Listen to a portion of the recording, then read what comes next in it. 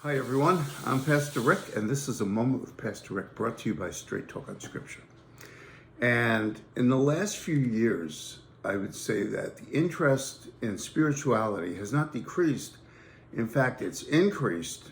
But here's the thing, it's not all interest in Christianity or the other major religions. It's an interest in the occult.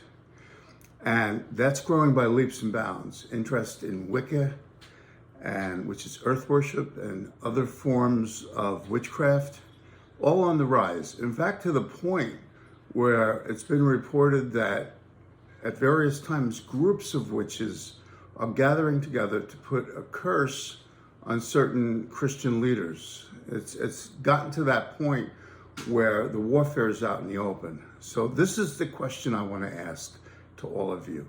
Do you need to worry about some witch or someone putting a curse on you?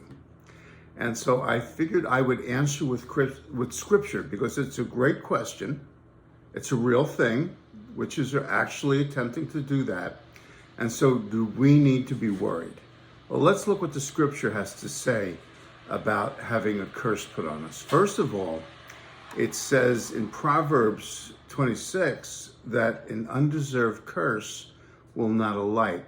In other words, it won't land on us. It won't land on us and get a grip on us. And so we have that promise in Proverbs. Also, we look at the story in Numbers about the prophet Balaam, who was hired to curse the children of Israel. And 3 times he attempted it. And finally he said to the king who hired him, he said, God has blessed Israel and nobody can reverse it. I cannot curse what God has blessed. So that's the second thing, that the scripture tells us that as Christians we're blessed and that the devil can't curse what God has blessed. And then let's look at finally 2 scriptures that are in Romans that says if God is for us, who can be against us? And finally in Isaiah 54, that no weapon formed against us will prosper. So the short answer, do you have to worry? Do I have to worry about some witch or Satan worshiper putting a curse on us? The short answer is no.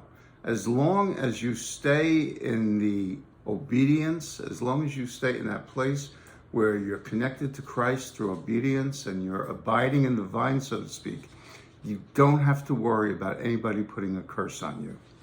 Well, just something to think about. I'm Pastor Rick. Remember, with Jesus, there's always hope, there's always love. God bless you. I'll see you soon.